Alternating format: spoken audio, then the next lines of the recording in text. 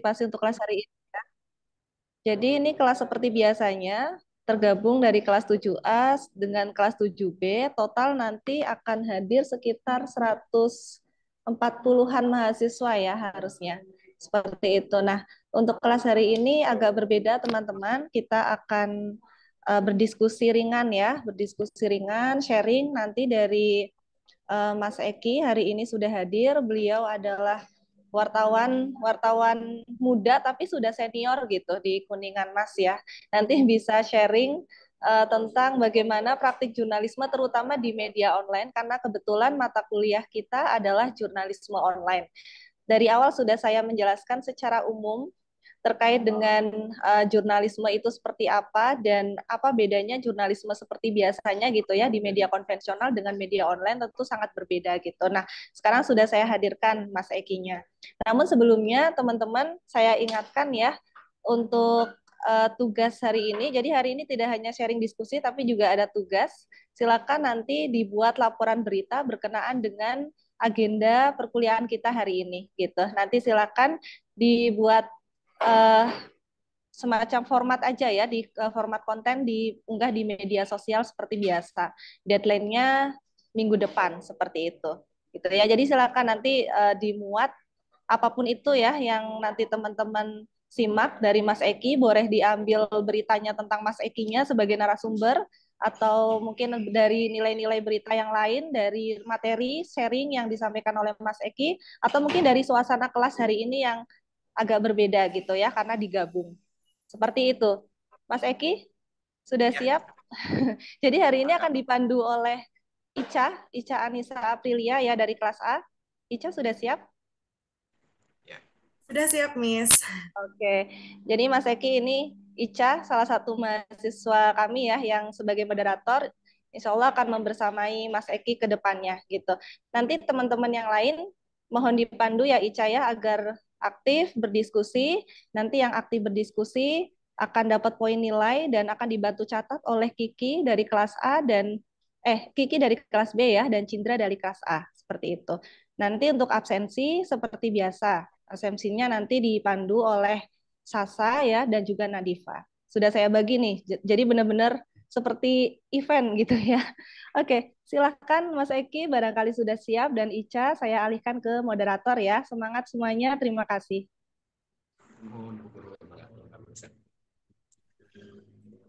Ya.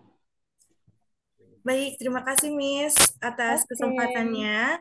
Dan mohon izin teman-teman semuanya, saya Icanis Aprilia, izin untuk mengambil alih memandu kegiatan perkuliahan pada hari ini. Dan sebelumnya silakan teman-teman yang belum menyalakan kameranya, silakan untuk dinyalakan terlebih dahulu agar terlihat muka-muka yang cantik dan tampannya ya gitu ya, karena pemateri kita sudah hadir di tengah-tengah kita. Oke, baik, mohon perhatiannya. Bismillahirrahmanirrahim. Assalamualaikum warahmatullahi wabarakatuh. Waalaikumsalam Waalaikumsalam warahmatullahi wabarakatuh. warahmatullahi wabarakatuh. Selamat pagi, salam sejahtera bagi kita semuanya. Yang terhormat, dosen pengampu mata kuliah jurnalisme online, Miss Desikus Hardianti MA. Yang saya hormati, narasumber kegiatan kita hari ini ya, ada dari wartawan Kuningan Mas, Mas Eki Nurhuda Almutakin. Dan yang saya banggakan rekan-rekan semuanya, para mahasiswa komunikasi dan penyiaran Islam semester 7. Baik, seperti yang tadi sudah Miss Desi jelaskan di awal ya, bahwasannya perkuliahan kita hari ini berbeda karena di hari ini kita kedatangan narasumber yang luar biasa sekali ya, yang sudah uh, ahli di bidangnya gitu ya, dan pasti banyak pengalamannya juga. Ada Mas Eki Nurhuda Almutakin selaku wartawan dari Kuningan Mas. Oke, selamat pagi Mas Eki. Apakah suara saya terdengar? Ya, pagi. Suara saya masuk ya? Pagi-pagi. Iya baik, Alhamdulillah ya suara saya terdengar dan sepertinya teman-teman semua juga sudah siap ya untuk mendengarkan penyampaian materi dari Mas Eki gitu ya selaku narasumber kita pada pagi hari ini. Dan bagi teman-teman nanti silakan untuk menyimak materi tersebut ya, dan jangan lupa untuk aktif diskusi dan bertanya. Karena kan kapan lagi kita bisa bertemu atau berjumpa dengan narasumber yang luar biasa nih dari Kuningan Mas. Jadi silakan dimanfaatkan ya teman-teman semuanya waktunya dengan baik. Oke, langsung saja ya untuk mengefisiensikan waktu. Langsung lanjut kita ke penyampaian materi diskusi mengenai jurnalisme dan media online yang akan disampaikan oleh Mas Eki Nurhuda Al-Mutakin. Kepadanya kami silakan. Ya, terima kasih moderator, terima kasih juga Bu dosen, Mbak Desi. Assalamualaikum warahmatullahi wabarakatuh. Suara saya terdengar? Terdengar. Assalamualaikum warahmatullahi wabarakatuh. Selamat pagi teman-teman dari mahasiswa KPI UIN Cyber Syekh Nurjati Cirebon. Selamat pagi semuanya. Selamat pagi semuanya. Pertama, saya mau memperkenalkan diri seperti yang sudah disampaikan. Saya Eki Nurdal Mutakin. Sekarang saya aktif di kuninganmas.com di Kuningan. Sudah sekitar 4 sampai 5 tahun terakhir. Tapi pengalaman pertama saya di dunia media massa di Fajar Cirebon. Jadi saya lama juga di Cirebon sekitar 6 bulan sampai setahun terakhir. Itu di tahun terakhir saya kuliah. Gitu. Jadi saya tahun terakhir kuliah sambil di media massa dan setelah itu baru ke Kuningan karena saya asal dari Kuningan. Di Kuningan juga ada membutuhkan tenaga jurnalistik, jadi saya pindah ke Kuningan. Mungkin itu untuk perkenalan awal aja ya teman-teman. Jangan sungkan juga karena saya ngerasa sih masih sangat muda. Mungkin seumuran atau enggak mungkin ya. Kemarin saya dapat amanah dari Bu dosen soal jurnalisme dan media online. Kebetulan media kita juga memang bergerak full di digital, di online. Kita peliputan utamanya disajikan di website di kuninganmas.com, tapi kita juga bergerak di media digital lainnya. Kita aktif di Facebook karena awal berdirinya media Kuningan Mas waktu itu yang sedang tren adalah Facebook. Jadi kita juga menyesuaikan diri di Facebook. Zaman berubah, ada perkembangan media sosial ke Instagram. Kita juga adaptasi di Instagram.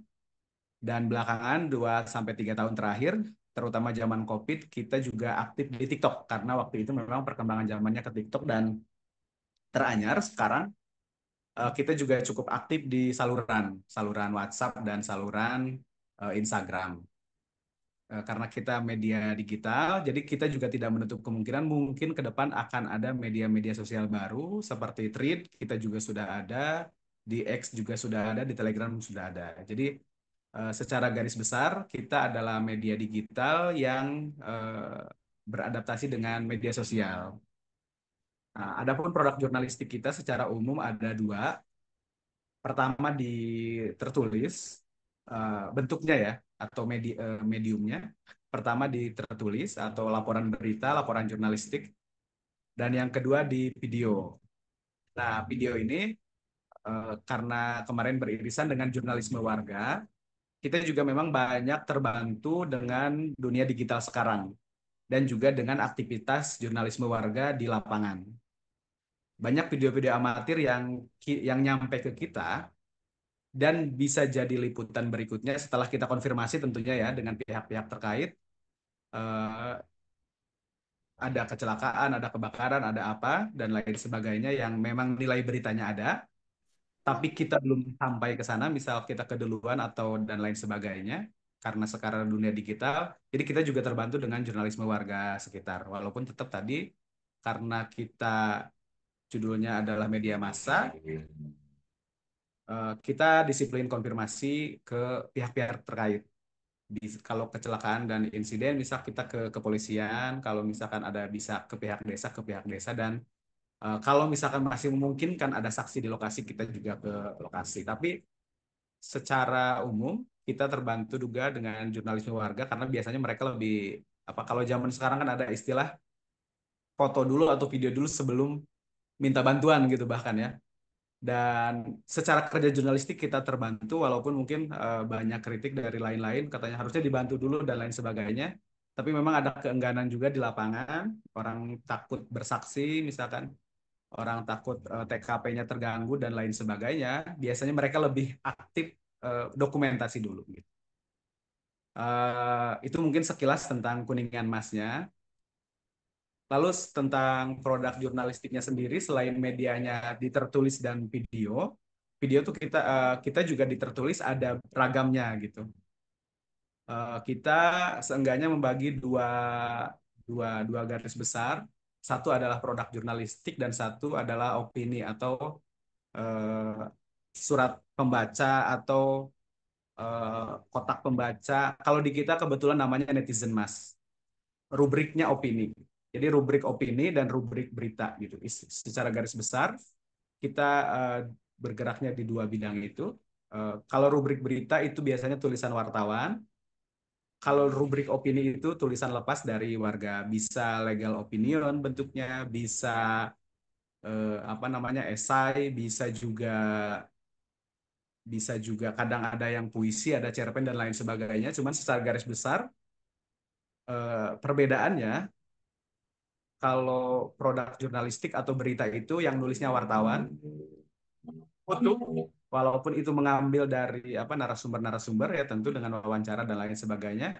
Kalau rubrik opini itu biasanya kita bahkan nggak cuman edit yang secara teknis, misalkan huruf besar atau dipisah dan disambung dan lain sebagainya. Tapi secara isi dan eh, framing isu kita nggak ganggu sama sekali gitu.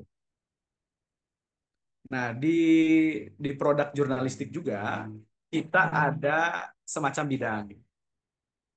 Kalau berita itu banyak banyak jenisnya ya. Itu ada hard news, ada soft news kalau secara garis besar. Tapi kalau di kita bidangnya ada politik, ada pemerintahan, ada insiden, ada kebudayaan, ada sosial kultur dan lain sebagainya. Mungkin teman-teman kalau buka kuninganmas.com bisa dilihat per subjudulnya. Itu eh, itu per tema gitu.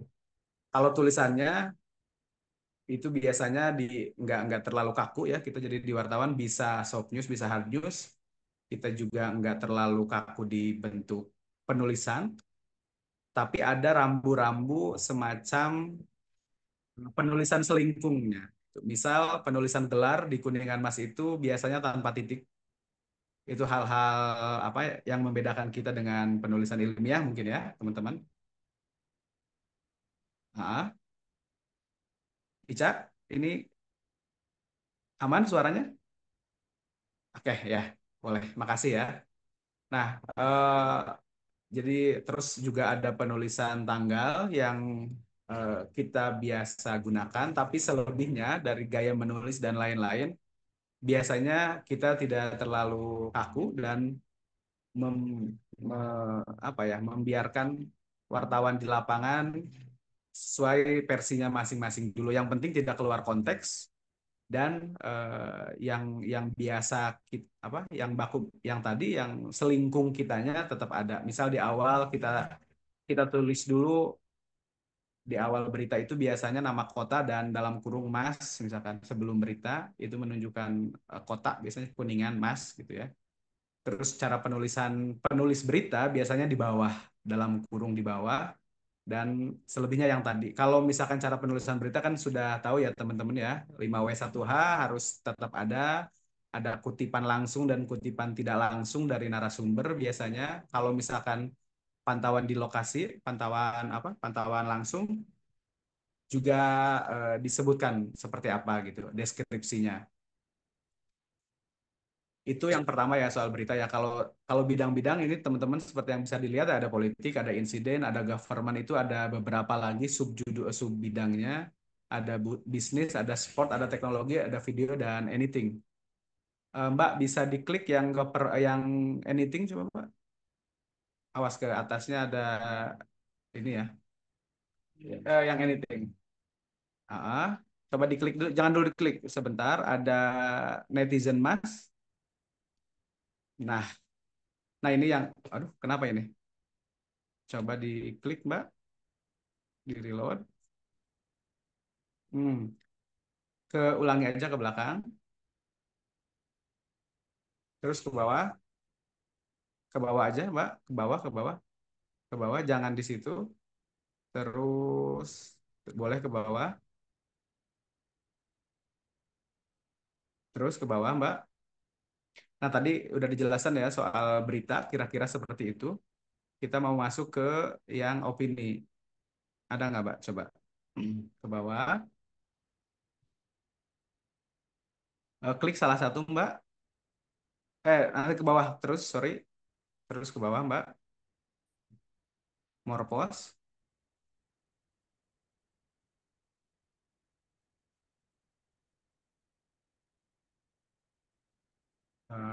Terus Mbak.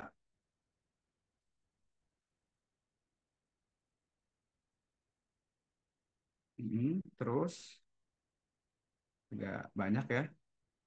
Oh Mbak, itu kayaknya ke klik ininya deh Mbak. Apa namanya, anything-nya deh. Coba ulangi aja, diklik di angka di tulisan kuningan masnya Mbak. Punten, kuningan masnya. Tuh. Terus langsung scroll ke bawah. Oh, pada iklan teman-teman. Terus ya itu sesuai bidang ya. Tadi ada politik, ada pemerintahan, ada bisnis, ada anything. Terus ke bawah Mbak, olahraga. Terus kita mau lihat yang opini ya, yang netizen Mas, yang jurnalisme warga tadi teman. Nah itu, coba bisa diklik salah satu Mbak. Terus ke bawah Mbak. Sorry. Nah, di tulisan kuningan masnya bisa di netizen masnya bisa diklik Mbak, sorry. Ke atas sedikit, ke atas sedikit. Iya, itu di tulisan netizen masnya diklik ke bawah langsung Mbak. Ya, biasanya dari situ. Nah, eh, kayaknya loadingnya belum sempurna ya. Nah, tapi kira-kira seperti ini rubrik untuk jurnalisme warga di kita gitu. Isinya beragam, teman-teman. Ada yang tadi ya, sesuai yang sudah diceritakan, ada legal opinion juga atau pandangan hukum dari advokat biasanya. Ada juga statement publik dari organisasi, ada juga dari teman-teman mahasiswa biasanya esai atau apa namanya, tugas kampus gitu ya kadang-kadang. Ada juga pendapat pribadi dan lain sebagainya. Nah, irisan kita dengan audiens itu di sini. Kalau secara pemberitaan di sini. Ini adalah salah satu bentuk dari jurnalisme warga yang kita apa ya, yang kita kasih ruangnya gitu. Kalau di media lain mungkin beda-beda rubriknya, ada kotak pembaca, ada juga yang khusus misalkan cerpen gitu ya, ada juga yang khusus puisi dan lain sebagainya. Tapi kalau di kita namanya netizen mas.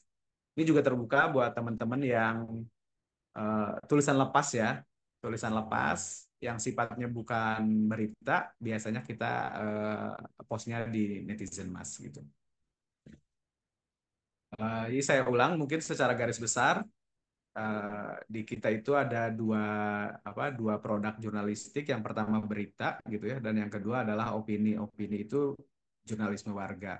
Di berita tadi secara garis besar mungkin teman-teman juga udah sesuai dengan apa teori-teori sebelumnya, ada hard news, ada soft news. Nah, hard news dan soft news itu bisa digunakan di semua bidang berita yang ada gitu. Tapi kebanyakan untuk insiden biasanya hard news. Kecuali insidennya udah lama dan lagi menceritakan korban, itu biasanya soft news. Misalkan dampak dari insiden itu seperti apa, itu bisa di soft news gitu. Politik juga bisa hard news, bisa soft news. Biasanya tergantung konteksnya ya. Kalau politik, kalau misalkan cuma penghitungan dan lain sebagainya biasanya di hard news. Tapi kalau di soft news biasanya yang lebih mendasar lagi seperti human interest dan lain sebagainya. Gitu pun tadi government, bisnis, sport, teknologi dan lain-lain gitu. Nah, sementara di di jurnalisme warga atau yang di kita di netizen mas itu diserahkan ke, nah ini seperti yang dilihat ya, ini rata-rata pakai foto pribadi karena nanti tanggung jawabnya adalah tanggung jawab pribadi si penulis. Nah, ini juga mungkin yang bisa dibedakan antara berita dan opini. Kalau berita itu tanggung jawabnya adalah di kita, di reporter atau di wartawan atau di keredaksian Kuningan Mas. Jadi kalaupun misalkan berita itu menimbulkan polemik dan lain sebagainya, yang bertanggung jawab adalah kami Kuningan Mas gitu. Eh, dan itu juga pernah pernah terjadi. Misal beritanya dianggap kurang berimbang misalkan. Karena waktu itu ketika dikonfirmasi pihak keduanya belum menjawab. Dan pihak kedua setelah berita naik baru mau ngomong misalkan. Nah, itu ke kita biasanya komunikasi, minta hak jawab atau klarifikasi, kita juga harus layani karena itu bagian dari hak publik situ. Sedangkan kalau opini, seperti apapun dampaknya adalah yang bertanggung jawab adalah si penulis opini. Maksudnya bertanggung jawab itu dalam konteks isinya ya. Kalau mungkin konteks pengeposannya tetap ada di kita bahwa ini benar tayang di media massa, cuman secara isi dan lain sebagainya itu konteksnya yang bertanggung jawab adalah penulis. Nah, kita bisa contoh, Mbak tolong klik yang gambar dua orang. Ya ini. Nah, ini adalah tulisan dari, sorry Mbak, iklannya muncul mulu lagi ya. Oh itu, tapi ada banyak ya. Nah, ini adalah contoh dari tulisan esai di mana isinya adalah pandangan hukum dari advokat. Biasanya bukan cuma advokat, ada juga dari dosen, ada juga dari tokoh agama dan lain sebagainya. Tapi ini sifatnya tidak mewakili Kuningan Mas, tapi sifatnya adalah mewakili dia secara profesi advokat. Kebetulan kalau di sini saya kasih ini konteksnya dulu ya. Ini adalah kemarin ada pencopotan PJ Bupati Kuningan. Sebelum akhir masa jabatan, 2 bulan lagi, kemarin dicopot di akhir Oktober. Dan terjadi polemik di masyarakat, ada yang bertanya-tanya apakah ini sifatnya politis, apakah ini sifatnya hanya catatan kinerja. Nah, ini dia mungkin ingin terlibat, tapi eh, ingin statementnya utuh, pandangan hukumnya utuh, maka yang bersangkutan sebagai advokat, sebagai praktisi hukum, ingin memberikan gambaran dari versi yang bersangkutan, dari versi advokat bahwa secara gambaran hukum yang terjadi adalah ini, solusinya adalah ini, dan kalau nggak salah ini tuh tujuannya gugat ke PT UN agar clear and clean gitu. Kira-kira seperti itu teman-teman.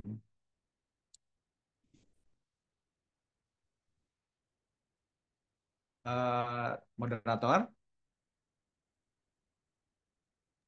halo. Oke, iya suaranya baru masuk, mohon maaf. Oke, sama-sama nggak apa-apa.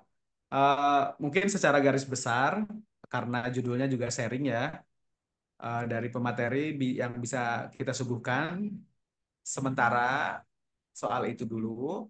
Maka barangkali dari teman-teman ada yang mau masuk, yang masih ke redaksian atau ke jurnalistikan atau tadi jurnalisme warga juga boleh bersinggungan karena kita juga belum ngebahas ke media sosial ya. Sambil kalau misalkan bisa dibuka medsos ke Instagram boleh teh. Sambil berjalan juga teman-teman barangkali ada yang mau sharing-sharing boleh. Bertanya ataupun misalkan berpendapat mangga. Oke, baik.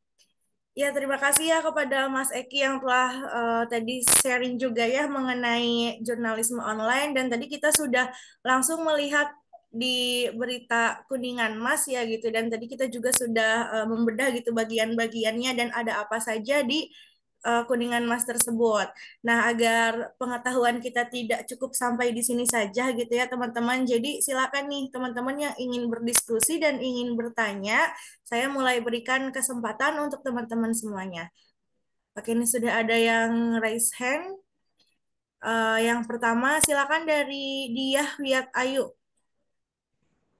Oke, terima kasih. Apakah suara saya masuk? Iya, masuk. Oke, sebelumnya terima kasih Mas atas penyampaian materi yang cukup baru bagi kita yang nggak tahu bagaimana media itu bekerja. Mungkin kalau dari dia mau tanya sedikit tentang perihal rubrik opini tadi. Kan tadi ada rubrik yang khusus opini yang dari Kuningan Mas itu menampung dari citizen gitu, dari orang lain, dari orang luar selain reporter. Nah, pertanyaan dia, apakah ketika mungkin orang luar itu mengirim berita, apakah tetap ada penyaringan berita atau apa ya, disunting lagi gitu, diedit lagi oleh pihak Kuningan Masnya, atau mungkin ya sudah semua berita tetap masuk dan akan di-up seperti itu. Terima kasih. Oke, baik dia. Terima kasih atas pertanyaannya. Mungkin bisa langsung dijawab saja ya, Mas Eki, mengenai tadi rubrik opini ketika ada masyarakat yang mengirimkan tulisannya, kemudian ingin dipost di Kuningan Mas, apakah nanti ada proses editing atau penyuntingannya terlebih dahulu? Kurang lebih seperti itu pertanyaannya. Ya, tadi ya di saya pertambah lagi mungkin ya teman-teman, namanya bukan berita gitu, walaupun eh, istilah keren sekarang adalah jurnalisme warga. Kalau di kita itu strukturnya dan lain sebagainya itu berita nggak masuk ke netizen mas. Jadi rubrik opini itu bukan untuk berita. Jadi kadang-kadang memang ada juga orang yang salah ngira, misalkan teman-teman yang belajar jurnalistik ya, dia niatnya ngirim informasi tapi dalam bentuk berita gitu ya. Nah, itu biasanya kita nggak terima dan kita nggak masukin ke netizen mas. Contoh misalnya, tulisan dari teman-teman mahasiswa KPI misal ya, dari KPI itu eh, tulisannya langsung berbentuk berita gitu, bahwa ada sebuah gitulah misalkan, kan struktur berita beda ya, ada 5W1H dan lain sebagainya. Nah itu justru kita tidak masukkan ke rubrik eh, netizen mas gitu. Itu udah pasti, kalaupun kita terima ataupun kalau kita sunting itu kita tulis ulang atau kita edit ulang dengan bahasa reporter sendiri. Itu pun kalau narasumbernya kita tahu dan kita pastikan aman. Itu yang pertama. Jadi misal kalau cuma dari teman-teman KPI kegiatan sederhana yang kita taker secara resiko ini tidak mungkin kemana-mana, itu biasanya kita diedit tapi dengan bahasa jurnalis kita gitu ya. Walaupun mungkin secara editing hanya ternyata tidak beda jauh karena strukturnya udah berita, tapi secara penulis itu jadi penulisnya jadi justru jadi wartawan kita. Nah, kecuali tadi secara tulisan itu udah esai. Jadi struktur tulisannya itu berbentuk artikel atau berbentuk cerpen atau berbentuk ini seperti ini legal opinion gitu ya, atau bentuknya itu pantun, puisi dan lain sebagainya, itu kita nggak edit. Biasanya yang diedit cuman yang teknis-teknis, teman-teman. Misal di tanda baca, di apa penulisan dipisah dan digabung itu banyak banget yang keliru antara di kata kerja dan di kata tempat. Hanya yang sifatnya teknis aja, atau misalkan ada alfabet besar di tengah-tengah yang tidak ada konteks misalkan, itu hanya hal-hal yang sifatnya teknis penulisan saja gitu. Jadi kalau secara isi, kalau misalkan itu dianggap aman, maksud aman itu tidak sara ya, bukan bukan misalkan bukan termasuk seksual misalkan, atau bukan termasuk sara dan lain sebagainya, itu biasanya kita akomodir. Editingnya juga hanya editing dasar, bukan editing secara substansi, dan ya kita bisa naikkan. Cuman waktu penayangannya biasanya kita kita agak atur karena memang partisipasi masyarakat tuh kadang kalau lagi tinggi tinggi banget gitu ya. Apalagi dari mahasiswa mungkin lagi tugas juga itu nggak tahu. Kayak kemarin beberapa hari yang lalu tiba-tiba dari mahasiswa tertentu gitu ya dengan jurusan yang sama sehari ngirim ada 10 gitu atau 20 yang itu pasti kita atur ritmenya, ritme postingannya. Tapi secara isi tadi ya teman-teman, selagi isinya sifatnya dalam tanda kutip aman atau general, eh, itu biasanya kita nggak banyak editing gitu ya. Nah dan kata aman ini kan agak bukan subjektif ya, tapi lebih tadi itu misalkan antara chair chair kan ada juga ya dulu yang pernah kirim tulisan isinya cerpen dan cerpennya itu ternyata ada asmaranya. Nah, itu yang kadang kita susah ngejelasin mana batas yang udah sampai apa pornografi dan mana yang masih dalam bentuk karya yang bisa ditolerir publik ya, karena kita media massa. Mungkin kalau dia nulisnya di blog pribadi atau di penerbit pribadi itu masih bisa masuk, tapi kalau misalkan di kita secara sensor kita ini udah terlalu berlebihan, misalkan kita kita biasanya komunikasi ke yang punya penulis gitu. Kita sampaikan alasannya ini begini gitu. Tapi kalau selagi nggak ada itu misalkan ya itu aman-aman aja. Ya. Karena memang secara tanggung jawab esensi tulisan, kalau jurnalisme warga ini atau netizen mas kalau di kita adalah penanggung jawabnya adalah si penulisnya itu sendiri. Gitu teh. Mangga mungkin yang lain atau mau menanggapi atau seperti apa? Baik, Mas. Terima kasih. Oke, baik. Gimana dia? Apakah sudah terjawab? Barangkali ada tanggapan? Sudah cukup dan terjawab. Oke, baik. Kalau begitu kita lanjut ke penanya berikutnya ya. Ada yang sudah raise hand, Dian Nur Hidayah, silakan.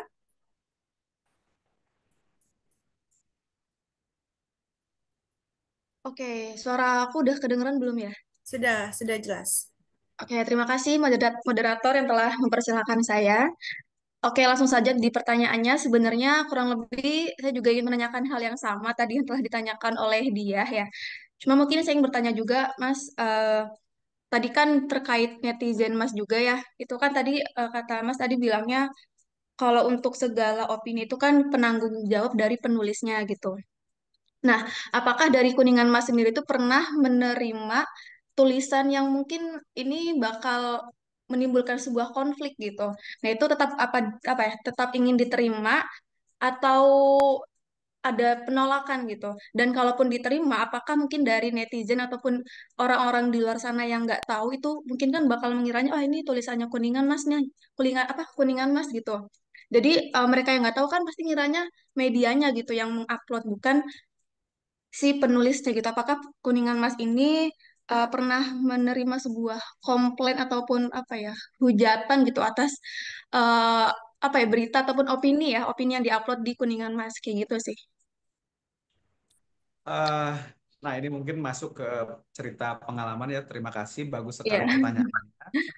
Eh, Kalau masuknya ke situ kita ya namanya juga media ya sebagai kontrol sosial tentu itu apa namanya sering. Tapi Oh, bukan dalam artian komplain karena ini ya. Justru kebanyakan memang isinya gitu karena isi berita. Dan juga mungkin setahun atau 2 tahun lalu ketika di Kuningan bupatinya masih almarhum Pak Acep misalkan contoh ya ini nanti akan merembet ke contoh-contoh lain. Itu ada tulisan dari salah satu aktivis masyarakat gitu ya.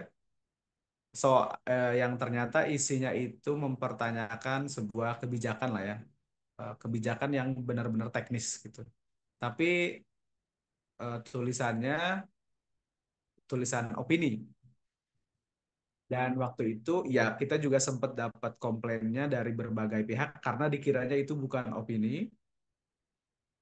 Karena kan tulisan opini itu sebenarnya kalau yang jeli mungkin pegiat media massa udah tahu ketika lihat judul gitu. Karena di awal tuh sebenarnya udah ada tulisan netizen mas. Ini di apa di layar mungkin masih bisa kelihatan ya. Ada di atas itu netizen mas gitu. Sebenarnya kalau pegiat media atau misalkan orang-orang yang udah mengerti sebenarnya langsung ngerti bahwa ini tuh tulisan opini. Cuman masyarakat awam emang kadang banyak nggak mengerti dan pas lihat tulisannya strukturnya kan kelihatan ya. Ketika apa ketika ada tulisan saya dan lain-lain gitu ya ngiranya ini adalah sikap media massa gitu. Atau editorialnya dan lain sebagainya. Itu juga banyak yang keliru mengira itu karena memang identitas penulis kita biasanya disimpan di akhir, di bawah, di tulisan paling bawah. Kalau ini screen masih jalan, moderator bisa di screen ke bawah, identitas itu di bawah gitu. Jadi kalau kesalahpahaman seperti itu, terus ke bawah Mbak. Terus, nah itu sorry tadi, terus ke atas sedikit Mbak. Terus, nah ini di sini. Karena memang identitas juga kan di bawah. Mungkin orang ke-trigger ngebaca judul atau ke-trigger ngebaca paragraf awal sampai akhir dan nggak lihat bahwa ini penulisnya, oh ini ternyata advokat atau siapa gitu. Nah itu sering kejadian beberapa kali. Biasanya dari unsur yang berbeda, karena kalau unsur yang sama biasanya udah kalau yang pernah sekali komplain tuh biasanya ngerti gitu. Ini kok begini, apa namanya, opininya kok begini, ini opini media atau bukan dan lain sebagainya. Eh, itu cukup sering gitu. Nah kalau soal berita kita juga tentu cukup sering dalam artian eh, baik kita kurang tepat ataupun sudah tepat itu tetap sering gitu. Mungkin yang paling ini ya relate ya. Kalau tadi kan soal kebijakan dan lain-lain agak ngambang. Contoh aja ya kemarin ada kecelakaan aja ya, kecelakaan. Waktu itu ada orang waktu zaman COVID nih, dan itu saya alami sendiri.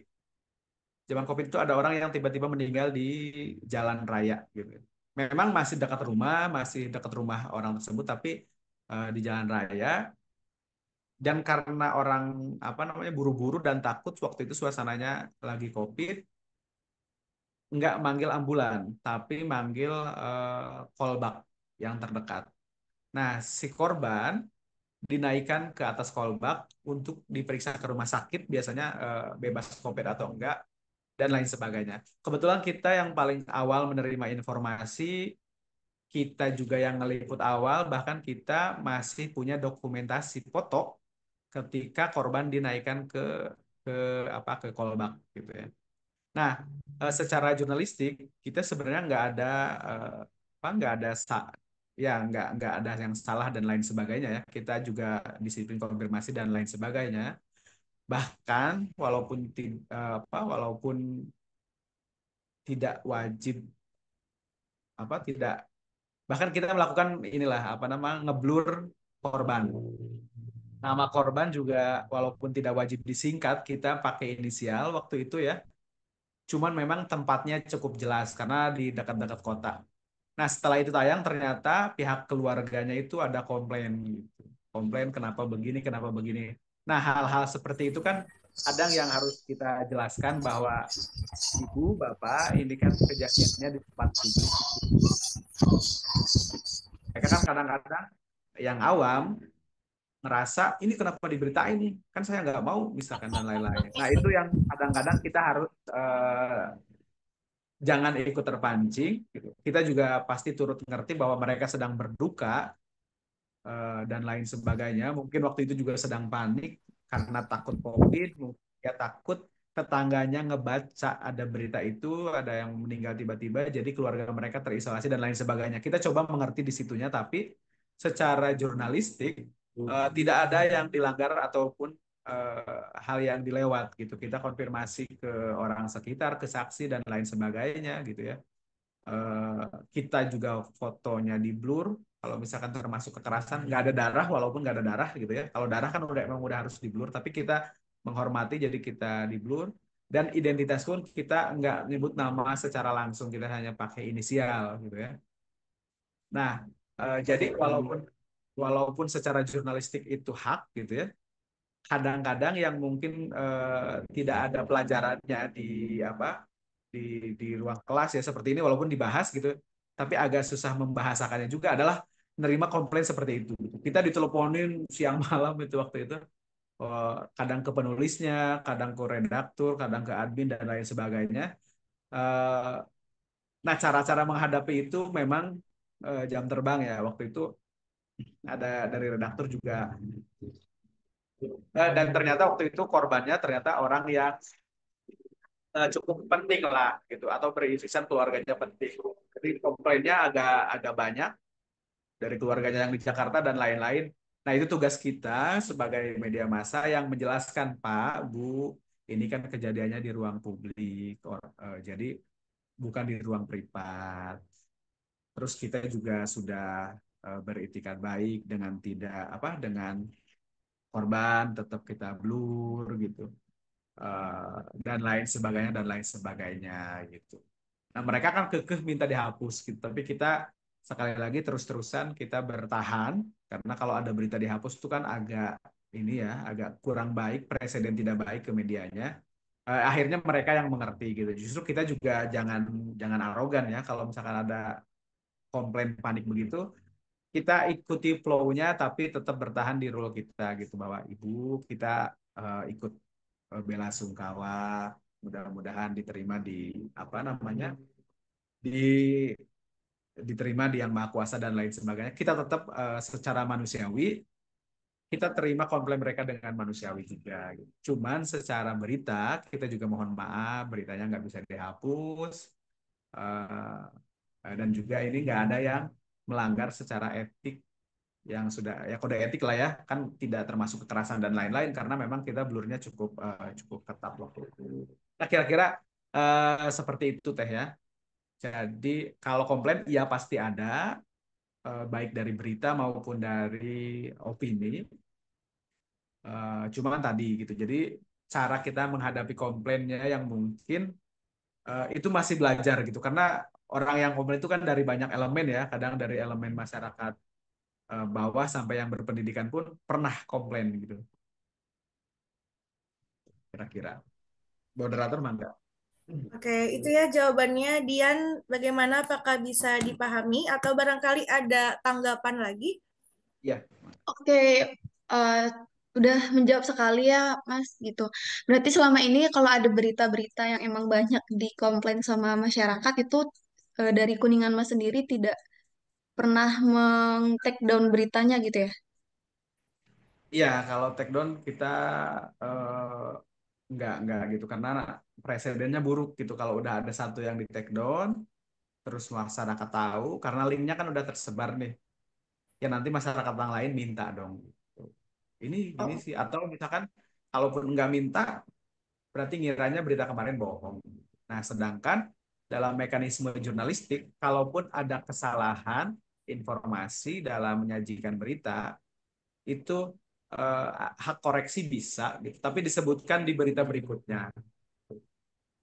Kalau berita hmm. ini ada kesalahan tanggal, ada kesalahan nama, ada apa gitu, itu di apa dipublikasikan dalam berita berikutnya. Kira-kira seperti itu. Oke, terima kasih banyak atas jawabannya, sudah sangat menjawab sekali. Sama-sama. Oke, baik. Wah, nampaknya ini antusiasnya luar biasa banget ya. Ada yang raise hand lagi nih. Ada dua orang lagi yang raise hand. Ada Fahrudin Al-Kahfi. Silakan, Kahfi, ingin bertanya apa?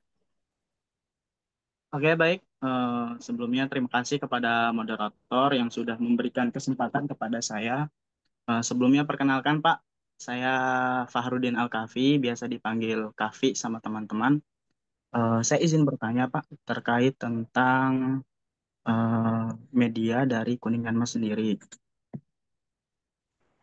Sebetulnya ada dua pertanyaan, tapi takutnya nanti satu pertanyaan itu menyinggung, jadi saya kebelakangin dulu Pak. Yang pertama itu, kalau dari media Kuningan Mas sendiri, ketika kita meliput atau menulis suatu berita, apakah dari pihak Kuningan Mas ini akan memberikan sebuah hadiah kepada seseorang penulis karena menghormati hak cipta dari penulis tersebut, Pak? Itu pertanyaan yang pertama. Sebetulnya ada pertanyaan kedua, Pak. Mohon maaf sebelumnya, Pak. Barangkali memang menyinggung gitu ya, Pak. Ya. Eh, jadi kan sekarang masa-masa pilkada, Pak, yang dimana memang kita lagi panas-panasnya tentang politik. Nah, dari Kuningan Mas sendiri gitu, ada tidak sih sistem kerjasama dengan pihak pemerintah atau seperti apa gitu? Atau memang benar-benar Kuningan Mas ini berdiri secara independen, jadi tidak ada berpihak kepada siapapun dan instansi manapun. Seperti itu, Pak. Terima kasih. Sama-sama. langsung aja mungkin ya, Bu Moderator, mau langsung dijawab. Ya boleh, Eh, langsung dijawab saja, Mas. yang pertama soal jurnalisme warga ya. Eh, ya kami mengerti gitu ada harapan-harapan seperti itu. Kita juga pengennya ke sana, cuman untuk sekarang yang sudah berjalan belum ada hadiah untuk apa namanya orang menulis di kita gitu. Karenanya kita juga masih sifatnya akomodatif. Kalau misalkan udah ada berbayar kan biasanya sifatnya lebih ketat gitu ya, tulisan yang naik dan yang enggak gitu. Saya juga waktu kuliah dulu seperti itu, pernah juga coba ngirim ke beberapa media yang tulisan kita dibayar gitu. Cuman naik enggaknya itu seleksinya ketat gitu. Nah, biasanya itu ada di media-media yang udah besar secara korporasi gitu. Eh, kalau di kita sampai saat ini mohon maaf belum ada gitu. Itu yang pertama ya. Dan juga karena kebanyakan teman-teman yang butuh publikasinya bisa dipahami ya. Jadi kalau misalkan media-media besar, apalagi koran dan majalah yang memang sudah dijadwal setiap minggu harus tayang berapa lembar, ada di belakang itu lembar khusus artikel atau opini dan lain sebagainya ya, atau cerpen dan lain sebagainya. Nah itu berarti media yang butuh partisipasi publik karena ini harus diisi gitu. Banyak kan ya.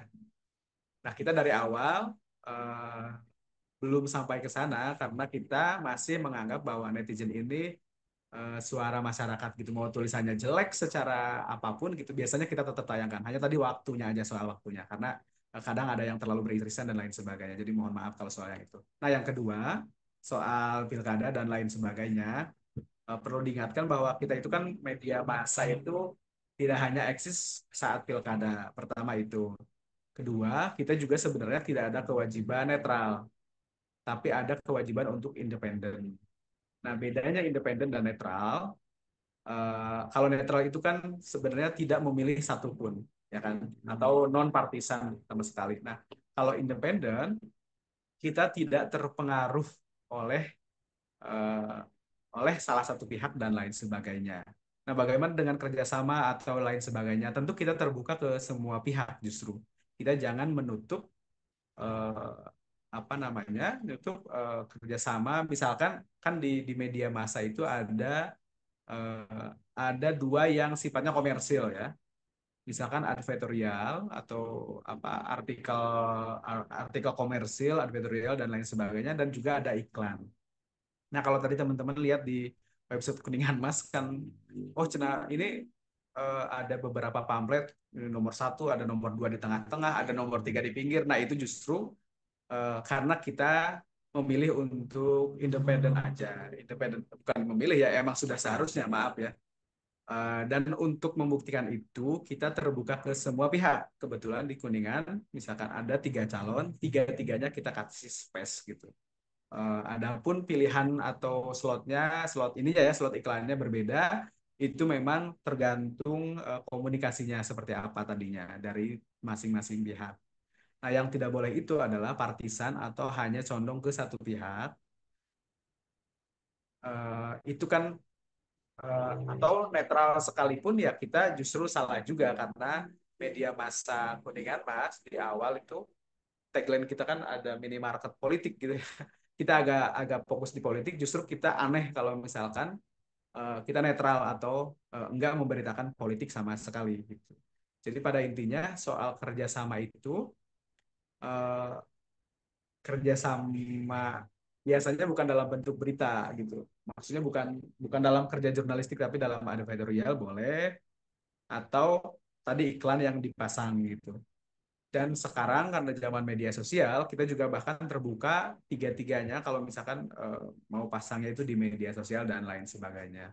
Nah, kira-kira seperti itu gitu. Karena eh, selain karena tuntutan di Indonesia ya tentunya ya, di Indonesia kan media itu secara ininya harus independen ya. Kalau kita berkaca di Amerika kan beda lagi ininya ya, fatsunnya udah punya ideologi masing-masing gitu, Republik, Demokrat dan lain sebagainya. Nah, tapi kalau di kita kan fatsun yang diambil media itu independen. Nah, implementasi independennya itu adalah terbuka ke semua pihak. Jadi jangan satu diakomodir, tapi dua dan tiga misalkan nggak diakomodir. Dua diakomodir, satu dan tiga nggak diakomodir, dan sebagainya dan sebagainya. Implementasi independennya itu justru dengan membuka diri pada semua pihak. Tapi tetap dengan tadi, kalau misalkan walaupun ada kerjasama, itu jangan sampai mengganggu kerja jurnalistik. Apakah pernah kejadian? Ya di momen sekarang aja, baru kemarin ya, eh, kita ngeberitain politik gitu ya. Dan walaupun misalkan ada kerjasama gitu, tapi ketika ada yang kritik ke salah satu paslon gitu, ke semuanya, ketiga-tiganya, karena kita terbuka ke semuanya, ya tetap kita kita tulis gitu, kita tulis tetap, tapi ya kita juga tetap berikan hak jawab dan lain sebagainya. Jadi jangan sampai kalaupun ada kerjasama komersil itu mengganggu jurnalistiknya.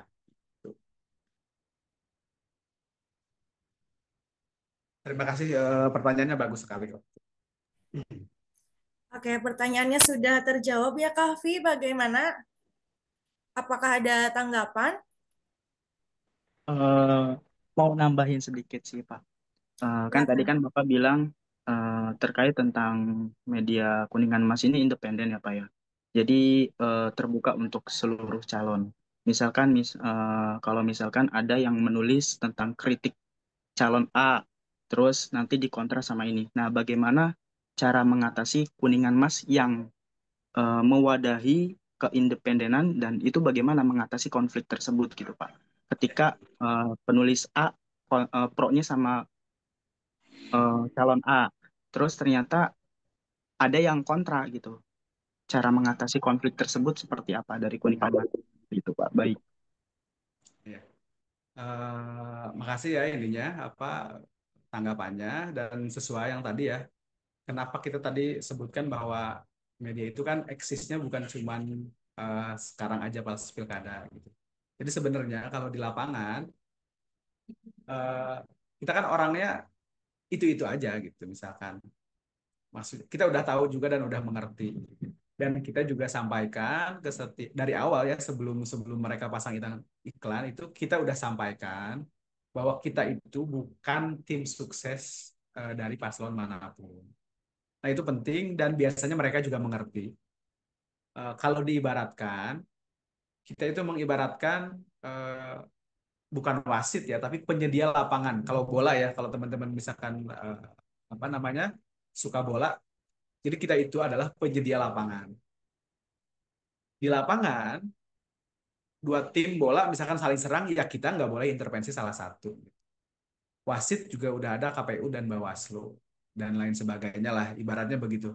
Nah, adapun eh, kalau itu udah dibicarakan dari awal, itu lebih enak ketika di perjalanan tadi ada konflik-konflik seperti itu ya. Karena memang ada waktu kemarin juga ada. Tapi kita udah jelaskan bahwa kita ini sebagai penyedia medan aja gitu. Penyedia medan yang terbuka ke semua pihak. Adapun yang saling menyerang ya silahkan, itu kan hak masing-masing gitu ya. Yang penting isinya bukan hoax dan lain sebagainya. Dan karena itu udah kita ceritakan di awal, bahkan para politisi juga sebenarnya ya, kalau misalkan nanti teman-teman ada yang bergabung di politik atau misalkan ada di media massa gitu, kan orangnya itu juga gitu sebenarnya ya. Jadi sebenarnya kalau mereka udah kenal, oh iya media ini mah emang dari dulu juga begitu, itu akan lebih memudahkan kita gitu. Adapun rasa nggak enak atau apa ya itu ada, tapi ya bisa bisa kita atasi dengan ya udah profesional aja kan ini mah. Bukan personal gitu. Seperti itu kira-kira.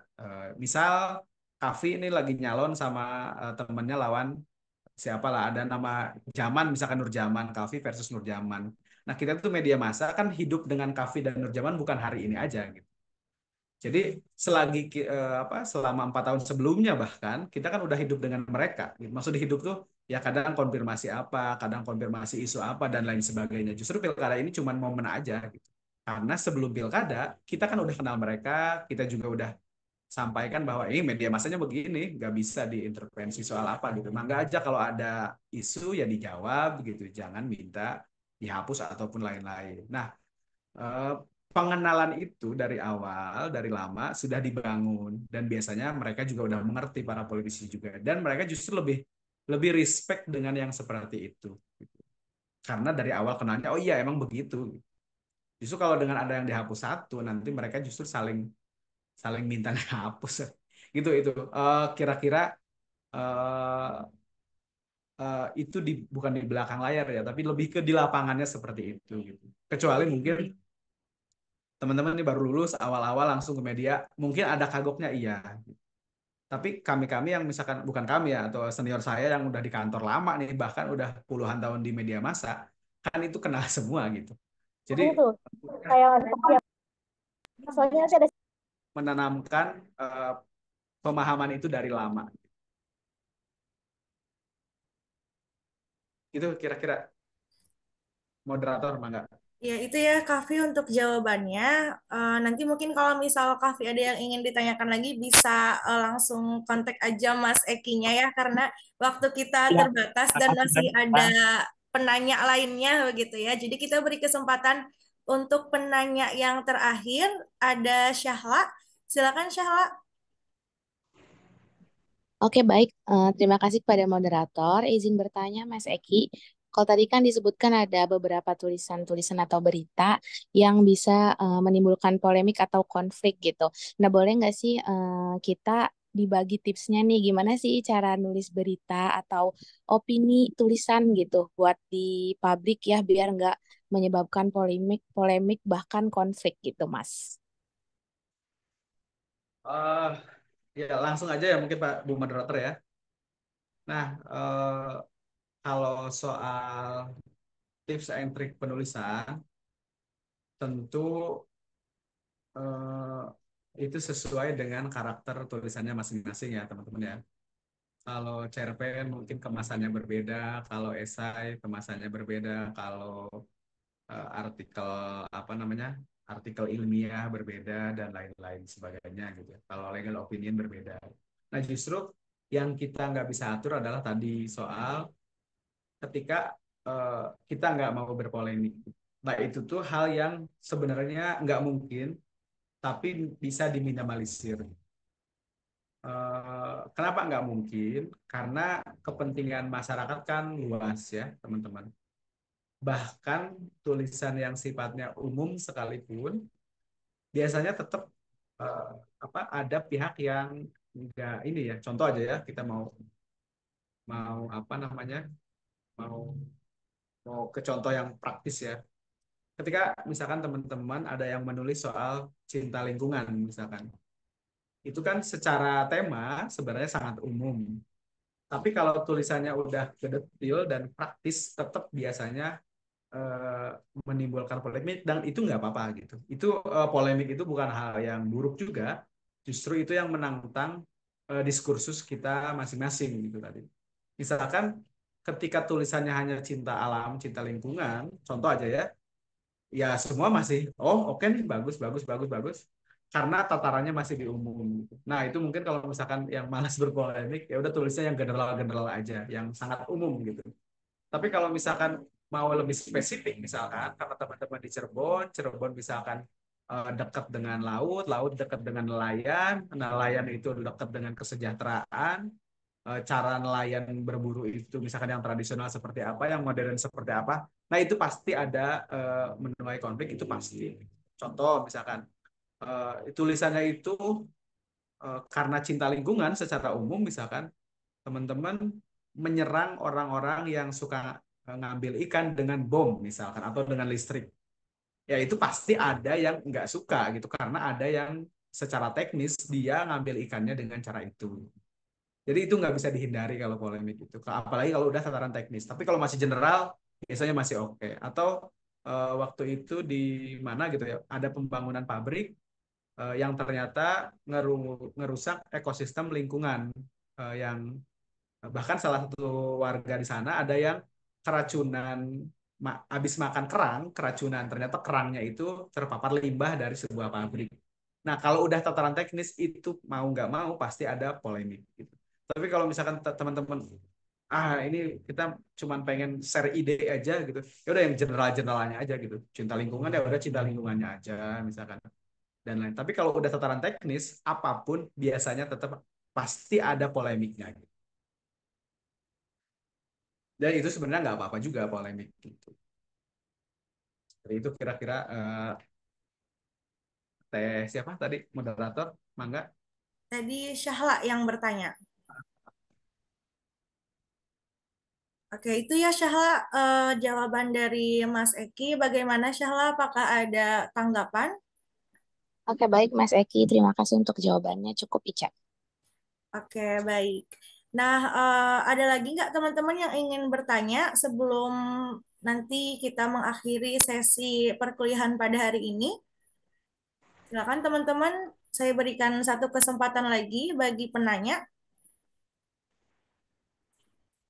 Kalau nggak ada yang nanya, mungkin saya aja yang bertanya, Mas Eki, karena saya juga ada sedikit penasaran gitu ya dengan berita yang disajikan di Kuningan Mas ini gitu.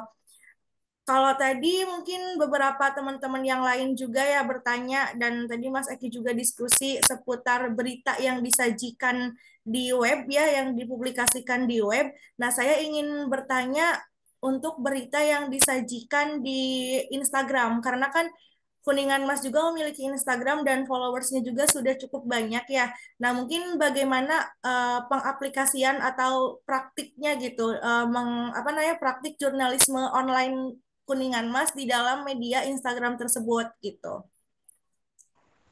Nah, ya makasih juga moderator ya. Pertanyaan bagus juga dan ini juga memang yang mau disampaikan bahwa secara legal eh, kita Kuningan Mas perusahaan media yang terdaftar itu adalah yang di website. Nah, jadi kegunaan media sosial di Kuningan Mas itu hanya sebagai penyampai informasi website. Kira-kira secara sederhana seperti itu. Nah, eh, jadi semua apa namanya semua berita itu kita pasti masukin di website dulu, di website lah ya. Bahkan ketika ada video misalkan ya, link video itu linknya kita tetap masukin di berita yang di website. Contoh misalkan ya, eh, ini mah sebagai ini dulu ya, sebagai apa namanya, sebagai media. Jadi secara umum media sosial itu kalau di Kuningan Mas hanya sebagai kaki dari informasi utama yang ada di website.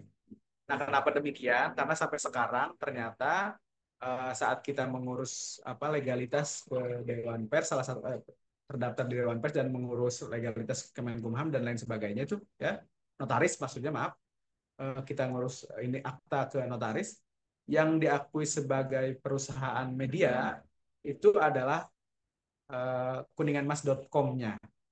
Jadi yang disebut berita itu hanya yang ada di website.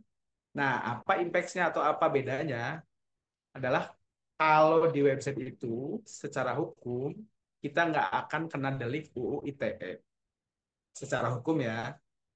Eh, karena apa? Karena undang-undang yang menaungi kita media massa adalah ada UU PES nomor 40 tahun 99 kalau nggak salah ya. Itu ada undang-undang tersendiri, lex spesialis. Nah, kalau di media sosial, karena secara keberadaannya belum diakui secara hukum, kalau ada media apa, kalau ada apa-apa itu masih bisa dijerat UU ITE.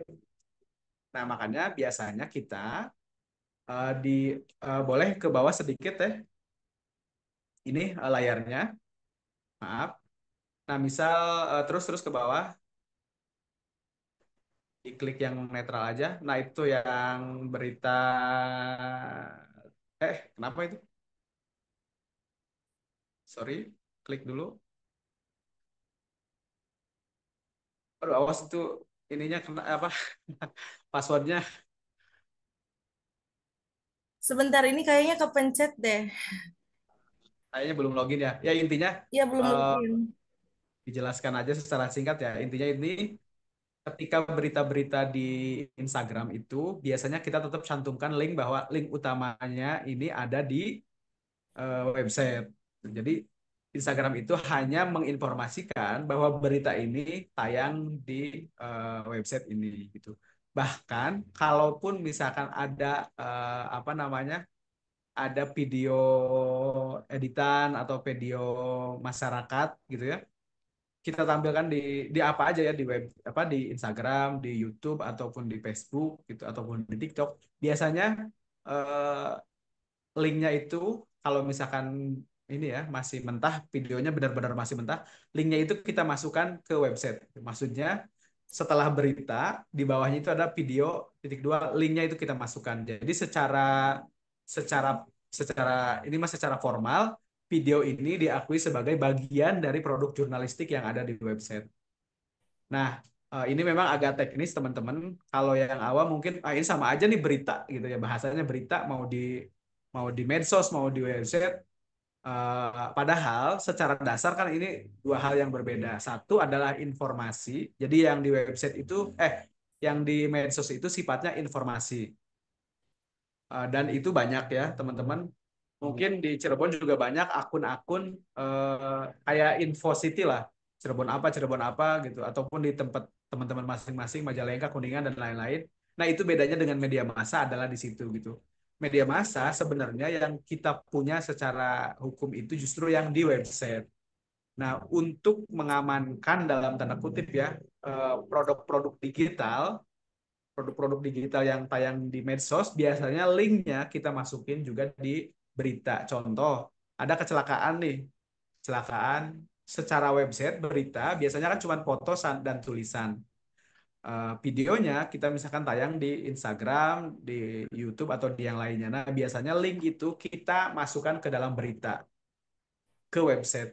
Jadi, produk digital ini yang ada di medsos adalah bagian dari ini. Atau sebaliknya, di medsos dikasih tahu bahwa eh, video ini atau gambar ini merupakan saduran dari berita yang aslinya ada di website. Nah, itu untuk membedakan kita dengan media sosial pada umumnya gitu. Walaupun pada prakteknya kan kebanyakan saru ya atau apa namanya, saru itu apa ya? Nyampur lah. Oh, ini karena ini Instagram Kuningan Mas dianggapnya ini berita gitu ya. Padahal kalau Instagram itu sifatnya oh ini informasi gitu. Kalau yang berita resmi secara apa legalnya ya yang di website gitu kira-kira teman-teman. Oke, baik. Berarti terdapat perbedaannya gitu ya. Jadi kalau misal untuk di Instagram itu hanya menginformasikan berita yang sudah di-up di website ya, secara garis besarnya begitu ya, Mas? Ya. Nah, tapi mungkin ini juga buat pengetahuan karena industrinya berjalan ya lebih cepat daripada aturannya. Misalkan yang jurnalistik itu media massa kan ada tadi ya ada iklan, ada yang komersilnya ya, ada iklan, ada editorial itu kan sifatnya di web atau di koran dan lain-lain. Cuman karena sekarang ternyata perkembangan teknologi itu lebih cepat daripada aturannya, bahkan udah tumbuh-tumbuh kayak mediagram, influencer, selebgram dan lain-lain. Nah, kita juga kalau khusus untuk itunya ya, khusus untuk apa namanya komersilnya, kita juga buka yang di medsos tetap dibuka gitu. Cuman untuk yang formal-formalnya, berita dan lain-lain, yang diakui itu hanya yang di website gitu. Kira-kira teman-teman ya. Mungkin agak ngeblank tapi kira-kira mudah-mudahan ngerti lah ya. Jadi ada apa secara ini mah hanya secara teknis, hanya secara formal, legal formal seperti itu. Tapi kalau di lapangan ya udah orang-orang apalagi orang awam taunya begitu ya udah kita juga nggak bisa terlalu apa namanya. Misal saya di jalan gitu lagi liputan ke siapa ketemunya misalkan anak muda, Mas dari mana? Kuningan, Mas. Oh, yang Instagram itu ya gitu. Ya udah gimana lagi? Kita juga nggak bisa terlalu apa kaku di situ gitu. Beda lagi kalau ketemu orang tua, oh yang di Facebook ya, misalkan karena ternyata mereka aksesnya Facebook atau anak yang lebih muda lagi, oh yang di TikTok ya. Ya udah kita ngeiyain aja karena secara masyarakat kan dikenalnya tuh. Kira-kira seperti itu. Enggak, Ibu moderator. Oke, baik, Mas Eki. Terima kasih banyak nih atas berbagai informasi dan juga sharingnya ya seputar jurnalisme online dan juga media sosial. Tentunya tadi juga beberapa pertanyaan dari teman-teman sangat membantu juga ya, membantu untuk meningkatkan pengetahuan kita ya atas jawaban yang tadi diberikan oleh Mas Eki gitu.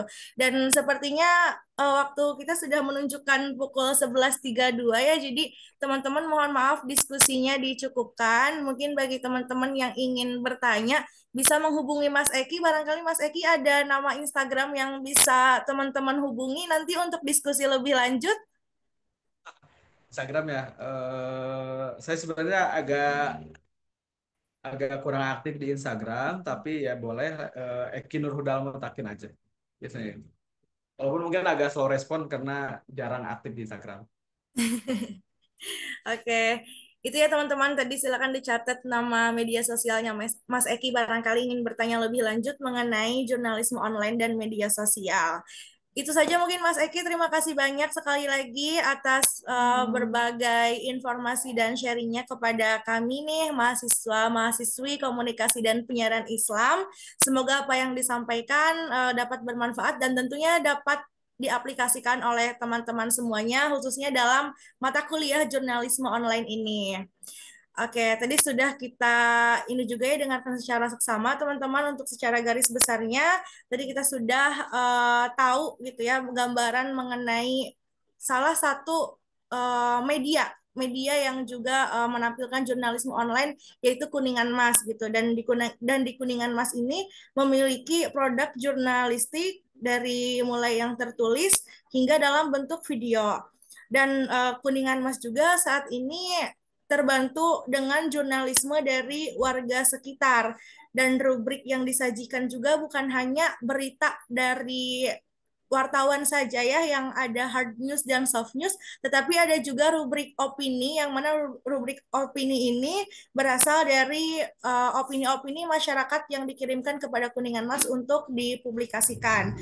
Dan tentunya dalam mempublikasikan berbagai informasi, Kuningan Mas juga selalu memperhatikan isi beritanya karena medianya dipublikasikan kepada masyarakat luas untuk menghindari komplain-komplain dan lain sebagainya seperti itu. Dan perlu ditekankan lagi bahwasannya Kuningan Mas juga sebagai media massa bersifat independen, tidak berpihak kemanapun dan tidak berpihak kepada salah satu pihak di dalam pilkada kali ini seperti itu. Nah, jadi mungkin itu ya teman-teman, silakan semoga dapat diaplikasikan. Sekali lagi terima kasih kepada narasumber kita pada pagi hari ini. Dan sebelum saya tutup, mohon izin teman-teman kita akan foto bersama terlebih dahulu. Silakan untuk on cam terlebih dahulu teman-teman. Silakan on cam. Sebelumnya terima kasih juga ya Mas Eki ya. Nanti kalau teman-teman kurang puas diskusinya, serbunya jangan di Kuningan Mas sosial medianya, tapi di sosial medianya Mas Eki ya. Kalau kalau di Kuningan Mas nanti dibantu like, komen, buat tingkatin engagement ya Mas. Oke, siap. Oke, nah ini nih. Teman-teman sudah segar semuanya ya? Sudah segar. Sekarang kita foto bersama dulu. Boleh dari saya saja, nggak apa-apa. 1, 2, 3. Oke. Satu lagi ya. Oke. 1, 2. Oke, sebentar. Ini ada 2 slide. Oke. 1, 2, 3. Terima kasih Ica ya sudah memoderatori.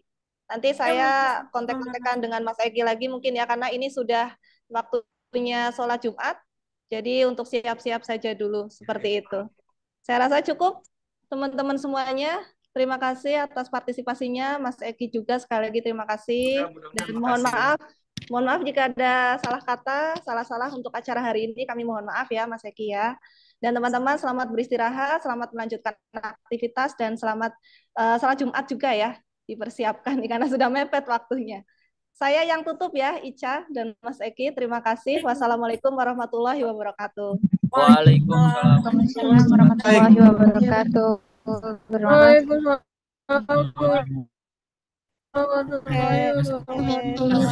Lagi cuy. Mangga Mas Eki, terima kasih.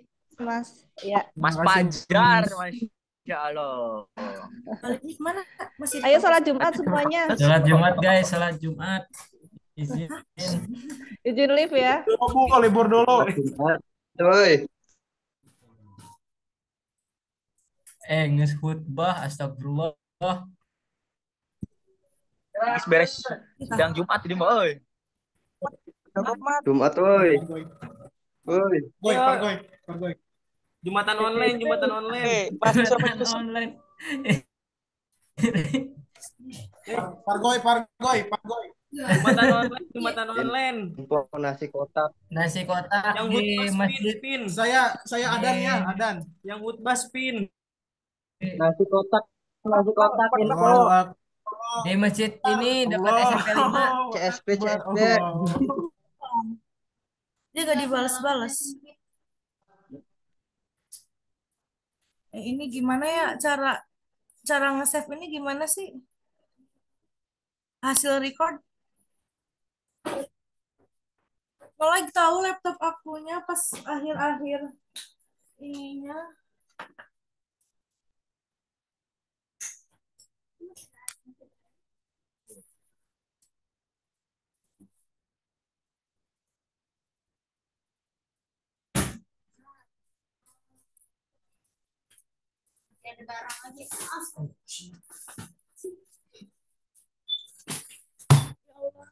Loh, apa itu?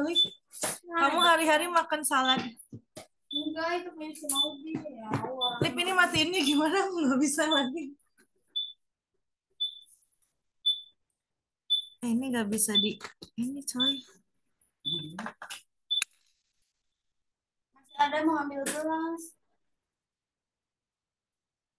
Tahu puyeng palanya tahu, aku pusing banget.